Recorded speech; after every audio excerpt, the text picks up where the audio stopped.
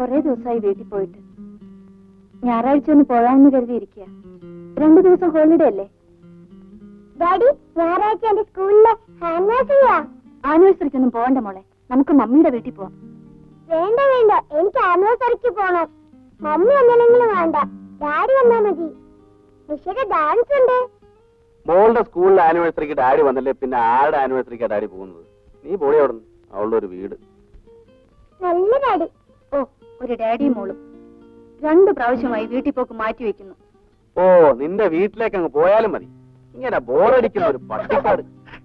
എന്നാ ഡാഡിയും മോളും കൂടെ ആനിവേഴ്സറിക്ക് പോയിക്കോ, ഞാൻ വീട്ടിൽ പോവുക. മമ്മി വെക്കോ, ഞങ്ങളില്ല അല്ലേ ഡാഡി? പിന്നല്ലാതെ. ഇവൾക്ക് ആനിവേഴ്സറി പറ്റി വല്ല വിവരം ഉണ്ടോ മോളെ? ഇവള് പള്ളിക്കൂടത്തിൽ പോയിട്ടില്ല. ഇവള് വെറും വ്യാജ ഡോക്ടർ.